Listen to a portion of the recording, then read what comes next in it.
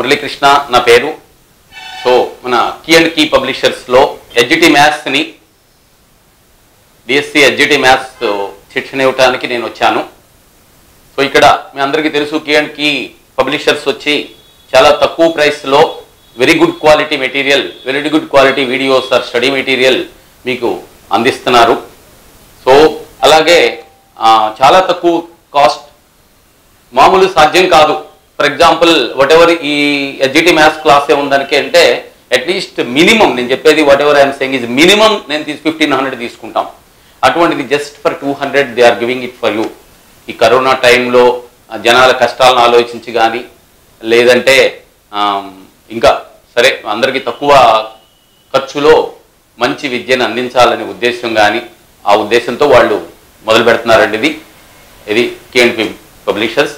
చాలా అన్ని చాలా రిలయబుల్ ప్రైసెస్ అన్నమాట. మీకు ఊహించినంత తక్కువ, చక్కగా ఎప్పుడు మీ దగ్గర ఉంటుంది. మీ ఫోన్ అయితే ఫోను, ల్యాప్టాప్ అయితే మీ ల్యాప్టాప్ మీ జేబులో ఉంటుంది. ఫోన్ అయితే ఎప్పుడు కావాలంటే అప్పుడు ఒక అరగంట చదువుకోవచ్చు మీరు. అంత మంచి అవకాశం. సో ఇది మీకేంటంటే up to exam, DSC exam వరకు ఈ ఫెసిలిటీ మీకు ఉంటుంది. చాలా తక్కువ ఖరీదు. ఫర్ ఎగ్జాంపుల్ చెప్తున్నా కదా, నా వరకు నేను నా ఓన్ ఇన్స్టిట్యూట్లో పెడితే నేను అందించలేను అంత తక్కువకి. బట్ దే ఆర్ డూయింగ్ ఏది ప్రజల స్టూడెంట్స్ యొక్క దీనికోసం వాళ్ళు చేస్తున్నారు. అన్ని సబ్జెక్ట్స్, ఆల్ ద సబ్జెక్ట్స్ చాలా తక్కువ ప్రైస్కి అందిస్తున్నారు. తక్కువ ప్రైస్ అని క్వాలిటీ ఏం తక్కువ ఉండదు. 100% గుడ్ క్వాలిటీ, చాలా వెరీ బెస్ట్ ఫ్యాకల్టీ, ఇండస్ట్రీలో ఉన్నటువంటి బెస్ట్ ఫ్యాకల్టీతో they are providing the classes అండి. అట్లాగే ఇతరత్ర ఎగ్జామ్స్ కూడా they are going to provide classes. SGT మ్యాథ్స్లో ఇక పర్టికులర్స్ని వెళ్ళిపోతున్నానండి. ఇవేంటంటే ఫస్ట్ మనకున్న సిలబస్, మీకున్న సిలబస్ని ముందు మనం తెలుసుకోవాలి. ఏమేంటి మొదట ఉన్న టాపిక్స్ నేను రాస్తున్నాను ఊరికే జస్ట్ మొదట ఒకటి. సో నా రైటింగ్ లిటిల్ బిట్, అది ఒకటే కొద్ది కష్టం మీకు అర్థం అవడం, అందంగా ఉండదు. వ్యాపార గణితం మొదటిది. సో ఫస్ట్, తర్వాత ఆర్డర్ ఏదైనా అండి, సంఖ్యామానం, ఆ తర్వాత బీజగణితం, ఓకే అండి. ఆ తర్వాత సాంఖ్యక శాస్త్రం అండ్ నెక్స్ట్ ఏంటంటే రేఖాగణితం, అలాగే ఆ తర్వాత క్షేత్రమితి. అయితే ఆల్జిబ్రాలో ఇంకొక టాపిక్ ఉంది. ఆల్జిబ్రాలో సబ్ టాపిక్ అది సామాన్య సమీకరణాలు. అయితే అది కూడా మనం వేరే టాపిక్ గానే చెప్పుకున్నాం, అది కూడా ఎక్కువే ఉంటుంది. అందుకని ఆ సామాన్య సమీకరణాలను కూడా మనం వేరే టాపిక్ గా చెప్పుకుంటాం. దీని గురించి చెప్తాను, దానికి ఎందుకు వేరే టాపిక్ గా చెప్పుకుంటాను అనేది. సామాన్య సమీకరణాలు అనేది సో చాలా అంటే ఒక రకంగా చెప్పాలంటే ఈ మ్యాథ్స్ దీనికి రిలేటెడ్ వాటికి బేస్ లెసన్ అండి. దీంట్లో జనరల్ గా మన క్వశ్చన్ ప్యాటర్న్ ఎట్లా వచ్చిందంటే జనరల్ గా సో ఈ రెండు కలిపి, నాకు ఎందుకంటే ఈ రెండు కలిపి ఆల్మోస్ట్ ఒకటేనండి నా ఉద్దేశం. అయితే మీకు థియరీ పార్ట్ వచ్చేసి ఆ రెండు కలిపే నడుస్తాయి. ఓకే, క్వశ్చన్స్ వేరుగా మీరు ఇది అవడానికి ఉంటుంది కానీ థియరీ పార్ట్ మాత్రం రెండు కలిసే నడుస్తాయి, ఎందుకంటే లింక్స్ ఉంటాయి అందుకని. సో ఓకే, ఈ రేఖాగణితం, క్షేత్రమితి ఈ రెండు కలిపి దగ్గర 7 to 8 క్వశ్చన్స్ వచ్చినాయండి. ఓకే, అలాగే సామాన్య సమీకరణాలు వస్తే ఒకటి, అంటే ఆల్జబ్రాతో కలిపి కదా 1 క్వశ్చన్ అనుకోండి. కానీ 1 క్వశ్చన్ అని నెగ్లెక్ట్ చేయకూడదు, చెప్పా కదా, ఇది ద బేస్ అండి. ఆ తర్వాత బీజగణితంలో ఒక 3 క్వశ్చన్స్ దాకా, సంఖ్యామానం ఒక 4 క్వశ్చన్స్, వ్యాపార గణితం ఒక 5 క్వశ్చన్స్ దాకా, సాంఖ్యక శాస్త్రం మోస్ట్లీ ఒక 2 క్వశ్చన్స్. జనరల్ ప్యాటర్న్ అదండి. సో అదే రేంజ్లో దీంట్లో మనకి ఈ రెండు కలిపి 7 to 8, వ్యాపార గణితం ఒక 5 మార్కులు వచ్చింది, 4 లేదా 5. అలాగే సంఖ్యామానం డెఫినెట్గా 4 మార్క్స్ ఎట్టివర్స్తూను అదే వచ్చింది. బీజగణితం కూడా అంతే, 3 to 4, ఒకసారి 4 కూడా వచ్చింది బీజగణితంలో. అలాగే సాంఖ్యక శాస్త్రం వచ్చి 2 క్వశ్చన్స్ వచ్చినాయి మోస్ట్లీ. అలాగే ఇది సామాన్య సమీకరణాల్లో ఒక క్వశ్చన్, అంటే అది కూడా బీజగణితంతో లింక్ కాబట్టి. సరే, ఎట్లా ఈ చదువుకోవటం. కీ అండ్ కీ పబ్లిషర్స్లో మ్యాథ్స్ బుక్ అండి. సో దిస్ ఇస్ అంటే రాసింది నేనే. కీ అండ్ కీ పబ్లిషర్స్ వాళ్ళు చాలా అంటే కంప్లీట్ 100% సిలబస్ అండి. ఈవెన్ స్మాల్ కాన్సెప్ట్ కూడా వదిలిపెట్టాల, దీంట్లో అన్ని కాన్సెప్ట్స్ కవర్ చేశాం. 100% మీ సిలబస్ కవర్ అయింది. ఏ క్వశ్చన్ టెక్స్ట్ బుక్లోది వదలలేదు. అండ్ అవసరమైన చోట బయట నుంచి కూడా కొన్ని క్వశ్చన్స్ ఇచ్చాము. ఎందుకంటే మన ఇచ్చిన దాంట్లో 1-6 క్వశ్చన్సే బయటికి పోయినాయి, కొద్ది కాన్సెప్ట్స్ దీనికి రిలేటెడ్ క్వశ్చన్స్. కాకపోతే ఏం చేశారంటే ఒక చిన్న విషయం, అన్ని అవే క్వశ్చన్స్ ఉన్నాయి టెస్ట్లో, వాల్యూస్ మార్చిచ్చారు మొన్న పేపర్స్లో. అక్కడ 10 ఉంటే ఈసారి 20 ఇవ్వటము, ఈ టైప్ ఆఫ్ ఎగ్జాక్ట్ సేమ్ అదే దించేలా. అంటే నేను ఎందుకు చెప్తున్నానంటే ప్రీవియస్ నేను చూశాను కొందరు పిల్లలు ఆన్సర్లు బట్టి పట్టేసేవాళ్ళు ఉన్నారు వీటికి, మ్యాథ్స్కి. అలా పనికి రాదు, అలా కుదరదు. ఓకే అండి, చూసుకోండి. కీ పబ్లిషర్స్ మీకు మీ ఈ ప్యాక్తో పాటు, మీ వీడియో ప్యాక్తో పాటు ఈ బుక్ కూడా మీ దగ్గర ఉంటే that will be more useful అండి. అన్ని క్వశ్చన్స్ రిటర్న్ గా చేసి ఉంటుంది కదా, చెప్పుకుంటుంది కాబట్టి మీకు చాలా చాలా ఉపయోగం దిస్ వన్. ఓకే, అయితే దీంట్లో చెప్పాగా అన్ని క్వశ్చన్స్ ఉంటాయి, మీరు జాగ్రత్తగా చూసుకోవచ్చు. వీళ్ళు కూడా ఎవరైతే ఈ వీడియో ప్యాక్ తీసుకున్నారో వాళ్ళకి కంపారిటివ్ గా బయట మార్కెట్ కంటే డెఫినెట్ గా తక్కువ ప్రైస్ కి వాళ్ళు ఇస్తామని చెప్పారు. Only for those who have taken the package తీసుకున్న వారికి మాత్రమే ఆ స్పెషల్ ప్రైస్ అండి. అంటే డెఫినెట్ గా ఉండాలి మీరు, ఎందుకంటే నేను క్వశ్చన్ చెప్తానండి, ఇక్కడ రాస్తాను, క్వశ్చన్ చెప్తాను, మీ దగ్గర రెడీగా బుక్ ఉందనుకోండి, దట్ విల్ బి ఈజీ. నేను అవసరం అయితే క్వశ్చన్ నెంబర్ కూడా చెప్తాను, మీకు అప్పుడు ఇన్ఫార్మ్ చేస్తానండి. అందుకని సో ఆల్మోస్ట్ దీంట్లో కూడా all the questions will be covered. Text లో ఉన్న ఏ క్వశ్చన్ ని వదిలిపెట్టాల, అన్ని క్వశ్చన్స్ దీంట్లో ఇచ్చాం మీకు సొల్యూషన్స్. సో అదే మళ్ళీ ఇప్పుడు దీనికి వీడియో కూడా ఇస్తున్నాం. సో మంచి అవకాశం, జాగ్రత్తగా ఉపయోగించుకోండి. ఇప్పుడు నేను వ్యాపార గణితం స్టార్ట్ చేస్తున్నానండి. దీంట్లో వ్యాపార గణితం అంటే చాలా కాన్సెప్ట్స్ ఉందో చెప్పాక మొదట దీంతో స్టార్ట్ చేయాలి, ఇది సమీకరణాలతో. అయితే మనం అది చెయ్యం, మనది ఎందుకంటే కొద్దిగా లిటిల్ బిట్ డిఫరెంట్ అండి. ఎందుకంటే మనది అకాడమిక్, ఇది ఎడ్జిటి వాళ్ళది ఏంటంటే కొద్దిగా లిటిల్ కాన్సన్ట్రేషన్ థియరీ మీద ఎక్కువ ఉంటుంది. మిగిలిన వాడు వేరే అర్థమెటిక్కి దీనికి కొద్దిగా తేడా ఉంటుందండి. వ్యాపార గణితం అన్నా సరే థియరీ మీద, అంటే ఈ పార్ట్ ఓకే, అంత ఇదేం ఉండదు, పర్లేదు, రైట్ అండి. ఓకే, దీంట్లో మొదట నేను స్టార్ట్ చేసి కొద్దిగా బ్రీఫ్ ఇంట్రడక్షన్. వ్యాపార గణితంలో ఏంటంటే ఈ క్వాంటిటీస్ ఉంటాయి కదా, రాసులను పోల్చటం. రాసుల్ని పోల్చటానికి 2 పద్ధతుల్లో పోలుస్తాం మనం. క్వాంటిటీస్ని పోల్చాలనుకోండి 2 పద్ధతిలో పోలుస్తాం. ఉదాహరణకి నీ దగ్గర ఒక 20 రూపాయలు ఉన్నాయి, నా దగ్గర 25 రూపాయలు ఉన్నాయి అనుకోండి. నేనంట, అయ్యా నీ దగ్గర కంటే నా దగ్గర 5 రూపాయలు ఎక్కువ ఉన్నాయి అంట. అంతే కదండి, నీ దగ్గర కంటే నా దగ్గర 5 ఎక్కువ, లేకపోతే నేను 5 తక్కువ ఉన్నాయండి నా దగ్గర అంటావు నువ్వు. అది అంటే అట్లా ఏం చేస్తాం అక్కడ మనం, ఈ పోలిక అనేది దేంతో 2 రకాలుగా, ఒకటి తేడాతో పోలిక, ఒకటి డిఫరెన్స్తో అనమాట. భేదంతో పోలిక, తేడా అన్న భేదం అన్నాం, లేదా తేడా అంటే వేరే మీనింగ్ ఏమైనా మారుతుందా? భేదంతో పోలిక ఒకటి. రెండోది ఏంటంటే అలాగే నీ దగ్గర 50 రూపాయలు ఉన్నాయి, నా దగ్గర 25 రూపాయలు ఉన్నాయి అనుకోండి, అంటావు నువ్వు. ఏమని? మీ దగ్గర కంటే నా దగ్గర డబల్ ఉన్నాయండి అంటావు. డబల్ రెట్టింపు ఉన్నాయి, లేదా 3 రెట్లు ఉన్నాయి, సగం ఉన్నాయి, ఇటువంటివి చెప్తాం కదా. అదేంటి? భాగహారంతో పోలిక రెండోది. సో వెరీ బ్రీఫ్ ఇంట్రడక్షన్ అండి, ఇటువంటి చెప్పుకోకుండా ముందుకెళ్ళలేము. రెండో పోలిక ఏంటంటే భాగహారం ద్వారా రాసుల్ని పోల్చడం అనేది సెకండ్ వే, రైట్. అయితే ఈ భేదంతో పోల్చడం అనేది చాలా చిన్న విషయం, చాలా తేలిక కదా కాన్సెప్ట్ వల్ల, అది చాలా ఈజీ కాబట్టి దానికి అంత ప్రాముఖ్యత లేదు. భాగహారంతో పోల్చాలి. భాగహారంతో పోల్చేవి వ్యాపార గణితంలో, బిజినెస్ మ్యాథమెటిక్స్ లో 3 ఉన్నాయండి. ఒకటి భిన్నము, రెండోది నిష్పత్తి, మూడోది శాతము. ఈ 3 విధాలుగా పోలుస్తాం. మొదటిది భిన్నము, ఇవన్నీ కూడా దేంతో? భాగహారముతో పోల్చే విషయాలండి. భిన్నము, నిష్పత్తి, శాతము, రైట్. ఇక్కడ ఇంకొక చిన్న విషయం చెప్తా నేను. పోలిక అనేది ఎప్పుడూ కూడా ఒకే విషయం, ఒకే దానికి సంబంధించింది, ఒకే రకంగా ఉన్న వాటిని పోలుస్తాం. నా వయసుని నీ బరువుని పోలుస్తామా? పోల్చాం కదా. మన 2 వయసులు పోలుస్తాం, లేదా 2 బరువులు పోలుస్తాం, అంతే. పోలిక ఎప్పుడైనా సరే ఈ పోలిక అనేది ఒకే విధమైన రాసుల మధ్య మాత్రమే ఉండాలి. ఇంకా వేరే నేను అక్కడ చెప్పను. అందుకని ఒకే విధమైన రాసుల మధ్య మాత్రమే పోలిక ఉండాలి. అందుకని నేను అక్కడ మామూలుగా చెప్పేటప్పుడు అది చెప్పను, అందుకని ఇప్పుడు చెప్తున్నా, రైట్. ఓకే, దీనికి వచ్చేద్దాం. 3 రకాలు చెప్పుకున్నామండి. భిన్నము, నిష్పత్తి, శాతము. ఏంటి తేడా వీటికి? మొదటి చెప్పుకునేది భిన్నం. ఆల్మోస్ట్ దీంట్లో ఈ 2 ఒకటే, భిన్నము, శాతం. ఏంటి నిష్పత్తి? ఏంటయ్యా అంటే భిన్నాన్ని మనం ఇలా రాస్తాం, A/B అని రాస్తాం. భాగహారమేగా, ఏని బితో భాగహారంతో పోల్చాం, ఏని బితో భాగించాం. నిష్పత్తిని నువ్వు ఇలా రాస్తావు, ఏమని రాస్తావు? A:B అని రాస్తావు. ఈజ్ అంటే దీని అర్థం ఈజ్ టు అంటాం కదా, దీన్ని తెలిసిందే కదండి. తెలియని వాళ్ళు ఎవరిని ఉంటే పని రాస్తున్నా, దాన్ని ఏమని చదువుతాం అంటే ఈజ్ టు. అది నిష్పత్తి డివైడెడ్ బై కదా, దీని అర్థం ఏంటి? ఈజ్ టు అంటే డివైడెడ్ బై అని అర్థం. సో ఇది భాగహారమే, ఇది భాగహారమే. ఇదిగో భిన్న రూపం ఇది, నిష్పత్తి రూపం ఇది, అంతే తేడా. ఇంకా కావాలంటే ఇదిగో దీన్ని ఏమంటామంటే మనము లవము అంటాం, దీన్ని ఏమంటామంటే హారము అంటాం. రైట్. ఈ ఫార్మాట్ లోకి వచ్చేసరికి దీన్ని ఏమంటామంటే పూర్వపదము అంటాం, అలాగే దీన్ని ఏమంటామంటే పరపదము అంటాం. సో అంతేనండి తేడా, రెండు ఒకటే.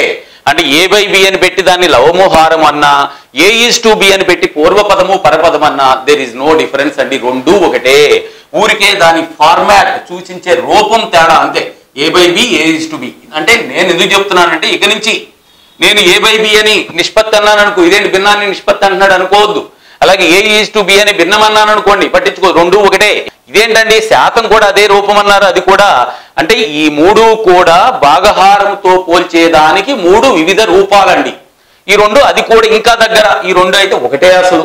ఓకే, ఇది కొద్దిగా తేడాగా ఉంటది, అయినా అది కూడా అదే రూపం. అయితే నేను ఇక్కడ ఇది సందర్భం కాదు ఇప్పుడు చెప్పడం, నెక్స్ట్ టాపిక్ లో వచ్చినప్పుడు శాతాలు వచ్చినప్పుడు నేను చెప్పి నేను విషయం మీకు గుర్తు చేస్తా. ఇంతవరకు very general very brief introduction. అంటే ఎట్లా పుట్టి ఇదంతా పోలిక ద్వారా పుట్టిందండి వ్యవహారం. పోలిక ఎట్లా? ఒకటి తేడాతో పోల్చడం, రెండు భాగహారంతో పోల్చడం. భాగహారంతో పోల్చే పద్ధతులు ఏంటి? ఈ మూడు పద్ధతులే వ్యాపార గణితానికి ఆయువు పట్టండి. సరే, ఇప్పుడేదో నిర్వచనం చెప్పాము, ఏంటి భాగహారంతో పోల్చడం అన్నాం నిష్పత్తి అంటే. ఇంకా ఖచ్చితంగా వెళ్ళాలి దానికి. ఖచ్చితమైన నిర్వచనం ఏంటంటే నిష్పత్తి అంటే, జాగ్రత్త చూడండి, ఒక రాశి మరొక రాశికి ఎన్ని రెట్లో చెప్పేది. ఓకే, ఒక రాశి మరొక రాశికి ఎన్ని రెట్లో చెప్పేది. ఇందాక మనం చెప్పుకున్నాం, నీ దగ్గర 25 రూపాయలు ఉన్నాయి, నా దగ్గర 50 రూపాయలు ఉన్నాయని నేను అంటాను అనమాట. నీకు డబల్ ఉంది, రెట్టింపు ఉన్నది అంటాం. అయితే 3 రెట్లు 4 రెట్లు ఇవన్నీ నిష్పత్తులేనండి. నేను అంటాం రెట్టింపు. రెట్టింపు అనేది ఒక నిష్పత్తే. రెట్టింపు అంటే ఏంటను? అలాగే 3 రెట్లు, 3 రెట్లు అనేది ఒక నిష్పత్తే. రెట్టింపు అంటే అర్థం 2:1 అని. 3 రెట్లు అంటే అర్థం ఏంటంటే 3:1 అని అర్థం. అంతే తప్ప రెట్టింపు అనేది వేరేది అనుకోవద్దు. రెట్టింపు అనేది ఒక నిష్పత్తి, ఆ నిష్పత్తి యొక్క రూపం, దాని విలువ 2:1. అలాగే 3 రెట్లు అంటే 3:1, ఇంకేదన్నా సరే. ఇది ఒక పద్ధతి చెప్పుకోవటం. ఆర్ ఇంకో రకంగా చెప్తాం దీన్ని, ఒక రాశి వేరొక రాశిలో ఎన్నో వంతు అంటే ఎంత భాగం. ఇప్పుడు మనం ఉన్నాం కదండి, నీ దగ్గరికి నా దగ్గర డబల్ అని చెప్తాం. నేను చెప్తే నీకంటే నా దగ్గర డబల్ ఉన్నాయి బాబు, డబుల్ అన్నాం. నువ్వేమంటావు? సార్ మీ దాంట్లో సగం ఉన్నాయండి నా దగ్గర అంటావు. ఓకే, నా దగ్గర మీ దగ్గర సగం, దాన్నే ఇంకో రూపంగా చెప్తామండి అంతే. దీనికి రెట్టింపు అన్నాం అక్కడ, నేనైతే రెట్టింపు అన్నా, నువ్వైతే ఏమంటావు? సగం అంటావు. అదే రాశాం. ఒక రాశి వేరొక రాశిలో ఎన్నో వంతు లేదా ఎన్నో భాగం చెప్పేది. బెస్ట్ ఎగ్జాంపుల్ ఇది. సగము అన్నాం అనుకోండి, సగం అంటే తెలుసు కదా, 1/2 ఆర్ 1:2. లేదా పావు అంటావు. పావు అంటే తెలుసు కదండి, 1:4. నేను ఎప్పుడన్నా తర్వాత లెక్కల్లో 2 రెట్లు లేదా సగము ఇటువంటి మాటలు వస్తే నేను అడిగాను అనుకోండి, నిష్పత్తి ఉందా దీంట్లో అంటే ఉంటది, అది గుర్తుంచుకోండి. అంతేగాని 2 రెట్లు అనేది నిష్పత్తే, రెట్టింపు 3 రెట్లు ఇవి నిష్పత్తి అనేది ప్రతి నిమిషం గుర్తుంచుకోండి. ఇప్పుడు ఏంటంటే నిష్పత్తుల్లో రకాలు, నిష్పత్తులు భిన్నాలు రెండిట్లో రకాలు చెప్పుకుందాం. లిటిల్ బిట్ డిఫరెన్స్ ఉంటుంది అది, ఎందుకంటే భిన్నాలు కూడా టాపిక్ ఉంటుంది కదా, అందుకోసం అనమాట. అయితే నిష్పత్తుల్లో రకాలు వ్యాపార గణితం రిలేటెడ్, భిన్నాల్లోది మన బుక్లోది కాబట్టి జాగ్రత్త చూసుకోండి. తేడా తెలియాలి. ముందు నిష్పత్తిలో చెప్పేస్తున్నానండి, కొద్దిగా చిన్న తేడా. నిష్పత్తిలో రకాలు మొదటిది, ఫస్ట్ది ఏంటంటే ఒకటి కన్నా తక్కువ. జాగ్రత్తగా అర్థం చేసుకోండి ప్లీజ్. ఒకటి కన్నా తక్కువ నిష్పత్తి. ఒకటి దాన్నే, ఇదిగోండి, దాన్నే ఏమంటామంటే మనం ఇలా చూపిస్తాం, లెస్ దాన్ అంటాం. దీని అర్థం తెలియాలి, తెలియని వాళ్ళు ఉంటారు. అది చూసుకోండి, లెస్ దాన్. దీని అర్థం లెస్ దాన్ అంటే ఇదిగో చిన్నది అని, ముక్కు ఉంది కదా, గుర్తు కోసమే చెప్తున్నా, చిన్నది. అలా ఇట్లా వేసామనుకోండి, ఇదిగో పెద్దది, ఈ చిన్నది, ఇది పెద్దది కదండి, ఇది చిన్నది. ఒకటి కన్నా తక్కువ అంటే లెస్ దాన్ 1 అని, లెస్ దాన్ 1. ఒకటి కన్నా ఇదిగో తక్కువ, దేనికన్నా ఒకటి కన్నా. సో ఈ ముక్కు అర్థం చిన్నది అని, ఇదిగో ఈ వెడల్పుగా ఉంది కదా, దీని అర్థం పెద్దది అని. ఓకే రైట్ అని. ఒకటి కన్నా తక్కువ అంటే <1, దాన్నే <1 అంటాం. ఇదిగోండి 3/4 ఉందనుకోండి, 3/4 ఇది 4 పోద్దా దాంట్లో, ఒకసారి కూడా పోదుగా, అంటే 1 కంటే తక్కువ కాదు. ఏదో 7/9 ఉందనుకోండి, 9 పోద్దా దాంట్లో, పోదు కదండి, ఒకసారి కూడా పోదుగా, అంటే 1 కంటే తక్కువనే అర్థం. అంటే అర్థం ఏంటి, ఒకసారి కూడా పోదు, ఒకసారి కూడా పోదు అంటే కింద దాని మీద పైన ఎలా ఉండాలి, తక్కువ ఉండాలి. ఈ కింద దాని మీద పైది తక్కువగా ఉండాలి. ఓకే, అంటే అదే రాస్తున్నానండి. లవము చిన్నది, దాంట్లో ఏంటంటే లవమన్నా పైదన్నా ఏదన్నా సరే, చెప్పా కదా ఇందాక చిన్నది. ఎందుకంటే చెప్పాం కదా ఒక్కసారి కూడా పోదు, ఒక్కసారి కూడా పోదు కాబట్టి. రైట్. రెండోది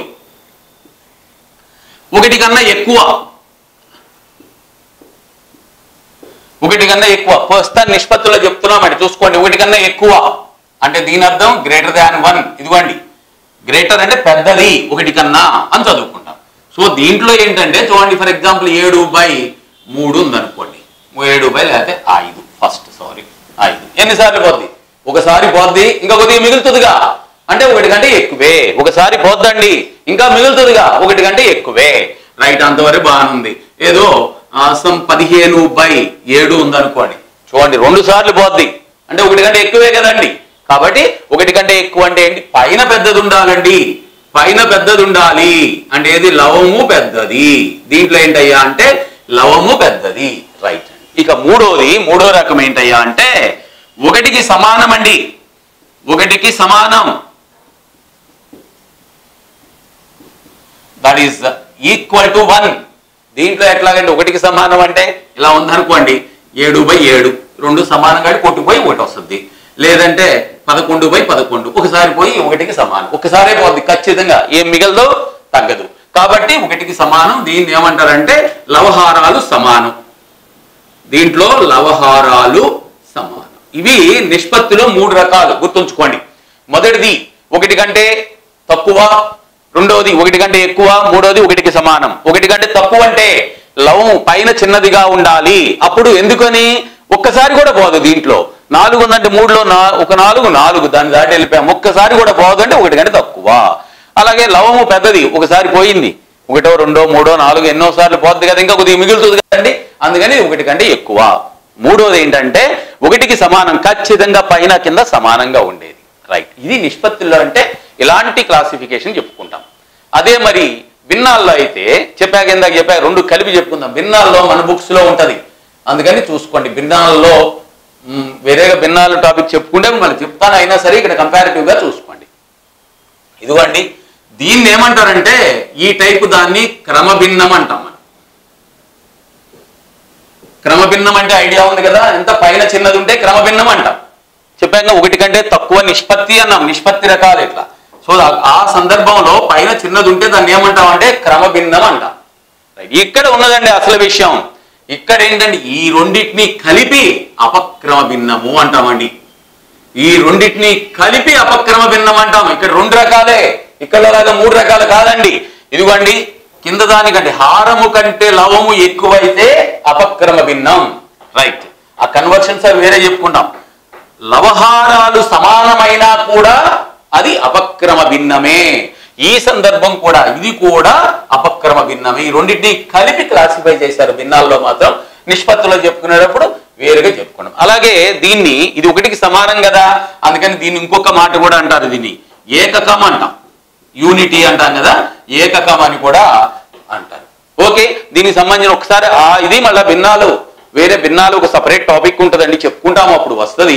అయినా సరే దీనికి దానికి ఇక్కడేమో 3 రకాలని చెప్పారు, అక్కడ 2 అని ఏంటని కూడా చూసుకోండి. ఇక్కడ ఏంటంటే 1 కన్నా తక్కువ, 1 కన్నా ఎక్కువ, 1కి సమానం. బట్ ఇక్కడికి వచ్చేసరికి, భిన్నాల్లోకి వచ్చేసరికి దీన్ని క్రమభిన్నం అంటాం. ఈ 2 కలిపి అపక్రమమే. ఇది అపక్రమమే, ఇది అపక్రమ భిన్నమే. దీంట్లోనండి నిష్పత్తులు చాలా వైడ్ సబ్జెక్ట్ టాపిక్ అండి ఇది. అంటే మనకు చెప్పాగా, this is the base for all, అన్నిటికీ మీకు బేస్ కాబట్టి. ఇదిగోండి, నాకు ఇలా ఉంది 5/8, 7/10, 11/14, 10/13 ఇలా నిష్పత్తులు ఇచ్చాం. అయినా చూడండి, చాలా చాలా ఇంపార్టెంట్, జాగ్రత్త చూడండి. వీటిలో ఏది పెద్దది అని అడుగుతాడండి. ఏలో 2 క్వశ్చన్స్ ఇచ్చాం, ఇది ఒకటి, దానికి రూల్ ఏదో నేను చెప్తాను, పైన గ్యాప్ ఉంచాను మీకు రాయడం కోసం. ఏది పెద్దది అని అడుగుతాడు. ఇవన్నీ కూడా మీరు ఫస్ట్ అబ్జర్వ్ చేయండి. ఇవన్నీ కూడా 1 కంటే తక్కువ, అంటే పైన చిన్నది అంటే 1 కన్నా తక్కువ నిష్పత్తులు. అలాగే ప్రతి దాంట్లోనూ కూడా ఇక్కడ ఎంత తేడా 3, ఇక్కడ ఎంత 3, ఇక్కడ 3, ఇక్కడ 3. అలాంటి సందర్భంలో అటువంటి సిచ్యువేషన్ వస్తే అంటే 1 కంటే తక్కువ నిష్పత్తి అయి ఉండి, లేకపోతే లవము చిన్నగా ఉండి పైన చిన్నగా ఉండి 2 భేదం లవహారాల భేదము అన్నిటికీ సమానమైతే ఏది పెద్దది అంటే మన కళ్ళకి ఎక్కడ పెద్ద అంకెలు కనబడితే అదే, పెద్ద సంఖ్యలు ఎక్కడ కనబడితే అది, ఇదిగో ఇది పెద్దది, ఇంకేం ఆలోచించక్కర్లేదండి. అలాగే ఇక్కడ చెప్పేయచ్చు మీరు ఆటోమేటిక్గా కింద పెద్దది ఏదయ్యా అంటే ఇది. ఇట్లా ఏది పెద్దది అంటే ఇలా 1 కన్నా తక్కువ భిన్నాలకు లేదా పైన చిన్నగా ఉన్న భిన్నాలకు లవహారాల భేదం, రెండిటి భేదము సమానంగా ఉంటే ఓకే, పెద్ద విలువలు ఎక్కడ ఉంటే అదే పెద్దది, ఎత్తుక్కోవటమే. ఓకే ఇది పెద్దది, ఇక్కడ చూసామనుకో ఇది పెద్దది. నెక్స్ట్ ఇక దీంట్లో చిన్న అంటే మొదట థియరీ ఎక్కువ ఉంటుంది కొద్దిగా, జనరల్ మీకు బాగా యూజ్ అవుతుందండి. అది మెయిన్ కాన్సెప్ట్స్కి వెళ్ళే ముందు సమాన నిష్పత్తులు, ఇక్కడ దీంట్లో కూడా 1 or 2 మంచి పాయింట్స్ ఉంటాయి. సమాన నిష్పత్తులు కాన్సెప్ట్ మనం చెప్పుకుంటా ఉంటాం. ఫర్ ఎగ్జాంపుల్ ఇలా ఉందండి, నాకేంటంటే 3/4 ఉంది నిష్పత్తి అనుకుందాం. చెప్పాక నిష్పత్తి అన్నా భిన్నమన్నా అడ్జస్ట్ అయిపోండి, ఎట్లా ఇచ్చినా సరే. నేనేం చేస్తానంటే దీన్ని పత్తి ఎచ్చవేసాను అనుకోండి, దాని పత్తి ఎచ్చవేసాను అనుకోండి, కింద ఊరుకోదండి, నన్ను కూడా ఎచ్చమంటది. దాన్ని కొడితే నన్ను కూడా కొట్టమంటది అనమాట. వెంటనే దీన్ని పత్తి ఎచ్చవేస్తే దీన్ని కూడా పత్తి ఎచ్చవేయాలి. అప్పుడు ఆ విలువలు ఎలా ఉంటాయంటే మనం అంటాం లవహారములను 10తో రెండింటినీ కూడా ఒకే విలువతో గుణించాం, ఆ భిన్నం యొక్క విలువ మారదు.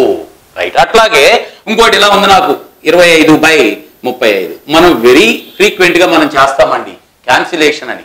ఏంటి దీంట్లో 5 ఏకం ఎన్నిసార్లు పోయింది, దీంట్లో 5 సార్లు, మళ్ళా 5 ఏకం దీంట్లో ఎన్నిసార్లు పోయింది 7 సార్లు. దాన్ని 5/7 అంటాం. ఇదే నిష్పత్తిని మనం వెరీ కామన్ గా చేసేస్తూ ఉంటాం. ఇదే రూలు ఏంటి, లవహారములను ఒకే విలువతో భాగిస్తాం. 5తో దీన్ని భాగించాం, అలాగే 5తో దీన్ని భాగించాం. లవహారములను బేసిక్ ఇప్పుడు ఏంటంటే ఒకే విలువతో గుణించిన లేదా ఒకే విలువతో భాగించిన ఆ భిన్నము లేదా ఆ నిష్పత్తి యొక్క విలువ మారదు. ఓకే, మనం ఎక్కువ చూస్తూ ఉంటాం ఇలా A/B అండ్ ఏదో ఇలా ఇంకొక నిష్పత్తి ఉంది.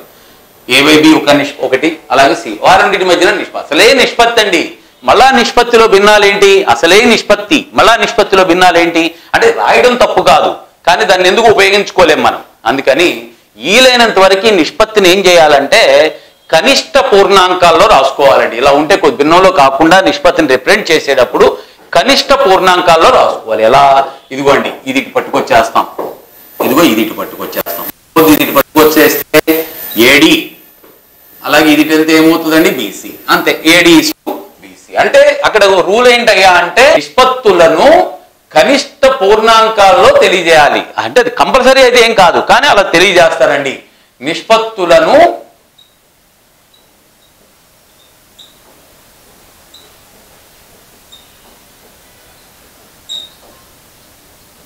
కనిష్ట పూర్ణాంకాలలో సూచించాలి లేదా రిప్రజెంట్ చేయాలి, ఎట్టయితే అట్ట. ఓకే అండి, that is second rule. Third one అండి, this is very very very important of all, definite గా వచ్చేందుకు అవకాశం ఉన్నటువంటి ఏరియా. ఏంటి, కొన్ని నిష్పత్తులు ఎలా ఉన్నాయి నాకు, ఒక నిష్పత్తి A/B, ఇంకో నిష్పత్తి C/D, ఇంకో నిష్పత్తి E/F అనుకుందాం. ఇవన్నీ 2, 3 లేదా 2 తీసుకోవచ్చు, 3 ఎన్నైనా. ఇవన్నీ కూడా Kకి సమానం అనుకోండి. A/B = C/D = E/F, ఇవన్నీ Kకి సమానం అనుకోండి. నేనేం చేశానంటే ఉన్న చోట అనుకోకుండా ఈ పైవన్నీ కూడేశాను అనుకోండి. అలాగే పైవన్నీ కూడాం కాబట్టి కిందవన్నీ కూడినా B + D + F, అప్పుడు కూడా దీని విలువ ఎంత అంటే Kనే. ఓకే అండి, ఈ 3 నిష్పత్తులు = K, ప్రతి నిష్పత్తి Kకి సమానం. మనం ఏం చేసాం, పైవన్నీ కూడాం. సో పైవన్నీ కూడితే కిందది కూడా అలాగే కూడాం అనుకో, దాని విలువ ఎంత వస్తుందండి, Kనే వస్తుంది. రైట్, అంతవరకు బాగుంది. ఇంకా సో ఫర్ ఎగ్జాంపుల్ నేనేం చేశానంటే దీన్ని 2 తెచ్చవేసి 2A అన్నా, దీన్ని 3 తెచ్చవేసి 3C అన్నా, ప్లస్ దీన్ని ఏదో -5E అన్నాను అనుకోండి. పైన ఇక్కడ Aకి ఏ పరిక్రియ చేశామో ఏ 2తో పెట్టి కోటాం కదండి, Bని కూడా 2 పెట్టి, so that is 2B plus ఇదిగోండి Cని 3తో కదా 3C, కాబట్టి ఇది కూడా 3D మైనస్ దీన్ని 5 పెట్టి -5 కదా, అందుకని 5 పైన ఏ పరిక్రియ అయితే కింద కూడా అదే పరిక్రియ జరపాలి. అటువంటప్పుడు కదా 2 2 3 3 -5 అప్పుడు కూడా దీని విలువ ఎంత అవుతుందంటే కేనే అవుతుంది. ఈ మధ్య నేను ఎక్కడో చోట చూసే క్వశ్చన్ మన పేపర్స్ లోనే ఇలా ఇచ్చాడండి, చూడండి ఇలా ఇచ్చాడు. For example MA + NC / MB + ND = ఎంత అన్నాడు. ఏమి చేశాడు, దీన్ని M పెట్టి కొట్టాడు. ఇదిగోండి ఇది కూడా M పెట్టి కొట్టాం. దీన్ని N పెట్టి NC కింద ఏమొచ్చింది ND సేమ్ వచ్చిందండి. అదే మూడోది ఉంది కదా, ఏమంటే తీసుకోలేదనుకోకర్లా, మన ఇష్టం, అది తీసుకోవచ్చు తీసుకోకపోవచ్చు, ఇంకా ఉండి ఇంకా తీసుకోవచ్చు. ఇంతవరకే తీసుకున్నాం. దీని వాల్యూ కూడా కేనే చెప్పాక. కాకపోతే ఈ రెండు సేమ్. ఇక్కడ దీన్ని ఏ పరిక్రియ జరిపితే ఇక్కడ కూడా అదే పరిక్రియ నిర్వహించాలి. సేమ్ ఇక్కడ అంతే ఇక్కడ అంతే అన్నీ అంతే. సో అటువంటిప్పుడు కే. ఇక్కడ ఎందుకు చెప్పానంటే ఏమండి 3 ఉన్నాయి కదా, 2 తీసుకున్నారు, అలా తీసుకోవచ్చా అనుకుంటారేమోనని నేను చెప్పింది కారణం అది. ఓకే, ఎన్నున్నా మనం 2 తీసుకోవచ్చు, ఎన్నైనా తీసుకోవచ్చు. చాలా చాలా ఇంపార్టెంట్ క్వశ్చన్ అండి. దీనికి ప్రూఫ్లు అయ్యి అక్కర్లేదు. So very very important question. 4వది ఏంటంటే చూడండి ఒకసారి, A/B = C/D అనుకోండి. అయినా అంటే అర్థమెటిక్ లో తగులుతాయండి. అటువంటప్పుడు దీని నుంచి మనం ఏం రాయవచ్చు అంటే A + B/B = C+D/D. సేమ్ అదే, అక్కడ ఏది జరిగింది ఇక్కడ కూడా అది. A + B/B = C+D/D. పెద్ద మనకి ఎక్కడ ఉపయోగపడవండి ఇవి. అంటే హయ్యర్ లెవెల్ మ్యాథ్స్ లో సింప్లిఫికేషన్, దాన్ని సూక్ష్మీకరించడానికి కొద్దిగా క్వశ్చన్ ఈజీగా చేయడానికి ఉపయోగపడుతుంది. అలాగే ఇంకోటి ఉంది, అది కూడా = C/D అయినా A - B/B = ఎంత అంటే C-D/D. ఇక్కడ ప్లస్ అయితే ప్లస్, ఇక్కడ మైనస్ అయితే మైనస్, అంతే. ఓకే, అది సార్ ఈ పేర్లు కూడా ఉన్నాయి, అవి మనకు అక్కర్లేదులేండి, ఊరికే చివరిలో చెప్తాను. నెక్స్ట్ ఏంటంటే ఒకవేళ ఈ రెండింటి కాంబినేషన్, దీనికి కాంబినేషన్ ఏమంటాం, A/B = C/D అయితే రెండింటి కాంబినేషన్ అండి A + B/A - B = C+D/C - D. ఇదే ఈ రెండింటి combination A + B C+D, A - B రెండింటి కాంబినేషన్. అది A/B నిష్పత్తికి వర్గ నిష్పత్తి దాంట్లోనే ఉందిగా పేరులోనే. అది ఎంతయ్యా అంటే A² B². వర్గ నిష్పత్తిగా పేరులోనే ఉంది. వర్గమూల నిష్పత్తి, వర్గమూల నిష్పత్తి అంటే √A/√B, వర్గమూలాలు కదండి. ఘన నిష్పత్తి, ఘనం అంటే క్యూబ్ కదా, A³ B³. ఘనమూల నిష్పత్తి, ఘనమూల నిష్పత్తి అంటే √A/√B, ఘనమూల నిష్పత్తి. ఓకే అండి, ఒకసారి నోట్ చేసుకుంటే నెక్స్ట్ ఇంకా క్రూషియల్ పార్ట్కి వెళ్ళిపోతున్నాం. ఇక దీంట్లో very very important concepts 1 by 1 ఇప్పుడు వస్తాయండి. విలోమ నిష్పత్తి అంటే ఏంటి, ఆ పేరులోనే ఉంది. విలోమ నిష్పత్తి అంటే నిర్వచనం ఏంటంటే విలోమాల యొక్క నిష్పత్తి, విలోమాల యొక్క నిష్పత్తి. విలోమ నిష్పత్తి అంటే దట్ ఈస్ విలోమాల యొక్క నిష్పత్తి. విలోమం అంటే తెలుసుగా, ఏముందనుకో దాని విలోమం ఎంత. విలోమం అంటే బేసిక్గా గుణకార విలోమం అని అర్థం అండి, చెప్తే తప్ప సంకలన విలోమం కాదు. కాబట్టి ఇప్పుడు A/B ఉందనుకోండి, A/B ఉంది, దీని యొక్క విలోమ నిష్పత్తి, విలోమ నిష్పత్తి ఏందయ్యా అంటే నిర్వచనం ప్రకారం ఇది 1/A 1/B, అంతేగా. ఏకి విలోమం 1/A, బికి విలోమం 1/A, that is 1/A = 1/B. అక్కడ అయిపోలే. సరే ఇట్లా ఉంటే మరి మనం ఇలా ఉంచంగా నిష్పత్తిని, ఇందాక చెప్పుకున్నాగా. ఇదిగోండి బిని ఇటు కొట్టుకొస్తాం, ఏని ఇటు కొట్టుకుపోతాం, ఏమవుతుంది అప్పుడు అది B/A. సో A/B యొక్క విలోమ నిష్పత్తి B/A, అటు ఇటు ఇటు ఎట్లా వచ్చిందో చూసాం అంతే. ముందుకు B తర్వాత A. A/B యొక్క విలోమ నిష్పత్తి ఏంటంటే B/A, that is one thing. కాదు, రెండోది A/B/C యొక్క విలోమ నిష్పత్తి ఏంది, మన నిర్వచనం ప్రకారం ఇది 1/A 1/B 1/C. దీని వాల్యూ ఒకవేళ ఇది అనుకుంటారేమో, C/B/A కాదు, ఇది మాత్రం కాదండి. ఏమంటే దాన్ని తిరగొట్టాక దీన్ని కూడా తిరగ రాసేస్తాను, అత్యుత్సాహంతో చేయకూడదు, గుర్తుంచుకోండి. తిరగరాయడం కాదు, తిరగరాయడం అంటే A/B/C యొక్క విలోమం ఇంతవరకు ఓకే, కానీ దీని వాల్యూ ఇది కాదు. ఏంటి దాని వాల్యూ ఏంటి అది ఇప్పుడు చూద్దాం. చూడండి, దిస్ ఈజ్ ఓకే, ఇక్కడ రాస్తున్నా చూడండి. దీని విలోమ నిష్పత్తి ఏదంటే చాలా సింపుల్ కనుక్కున్నాం. చూడండి, మొదటిది కావాలి అంటే అది మూసేసి మిగిలిన 2 అచ్చవేయండి. BC వచ్చేసింది, ఫస్ట్ వచ్చేసింది. రెండోది కావాలి అంటే అది మూసేసి ఆ రెండింటిని అచ్చవేయండి, అంటే AC రెండోది వచ్చేసింది. మూడోది కావాలి అంటే అదిగో మూడోది మూసి రెండింటిని అచ్చవేయండి, దట్ ఈస్ ఏబి. అది చేసింది విలోమ నిష్పత్తి. అది అంతేగాని విలోమ నిష్పత్తి అంటే గబుక్కున ఇక్కడ తిరిగేసినట్టు ఇక్కడ కూడా తిరిగేశారో పప్పులో కాలేసినట్టే, అలా చేయకూడదు. మొదటిది కావాలంటే అది మూసేయడం, ఆ 2 కొట్టు. రెండోది కావాలంటే అది మూసేసి మిగిలిన 2 కొట్టు. మూడోది కావాలంటే అది మూసేసి మిగిలిన 2 వచ్చేసింది విలోమ నిష్పత్తి. చాలా చాలా ఇంపార్టెంట్. రెండింటికంటే ఇది అలవాటు పడి ఉంటాం కదండి, ఎక్కడో కానీ తగలదు మూడింటిది మనకి. వాడు అడిగితేనప్పుడు ఓకే జాగ్రత్తగా చేసుకోండి. సరే 3 చెప్పాను, ఇంకా క్లారిటీగా గుర్తుండడం కోసం 4 కూడా చెప్తాను నేను. A:B:C:D దీనికి విలోమ నిష్పత్తి కావాలి నాకు. ఓకే అండి, రైట్. ఎందుకంటే డైరెక్ట్గా ఇది 8లా మొదటిది కావాలన్నప్పుడు అది మూసేసుకోవటం, మిగిలిన వాటిని ఇది మూసేస్తే ఏ, మిగిలిన 3 ఎంత BCD అయిపోయింది. ఫస్ట్ వచ్చేసింది. రెండోది కావాలి, అది మూసేయి, ఏమవుతుంది ACD. మూడోది కావాలి, అది మూసేయి, ఎంత ABD. అది మూసేస్తే ఎంత అండి ABD. నాలుగోది కావాలి, మూసే, అది ఏమవుతుంది ABC. వచ్చేసింది కదా. ఎన్నైనా చేయొచ్చు అట్లా. మొదటిది కూడా అంతే, మీరు చేసుకుంటే ఇదిగో చూడండి, మొదటిది కావాలనుకో ఇదిగో B, అదేగా B. రెండోది కావాలనుకో ఇదిగో A, దాని నుంచి వచ్చింది. సో అందుకని ఏంటంటే ఇది ఏదైనా సరే ఎలా చేసుకోవటం అనేది చూసారు కదా. అంతేగాని తిరగేసి రాయటం అనేది పెట్టుకోవద్దు. ఎలా చేయటం వచ్చింది కాబట్టి విలోమ నిష్పత్తి. అది దీని మీద 2 ఎగ్జాంపుల్స్ చేద్దాం.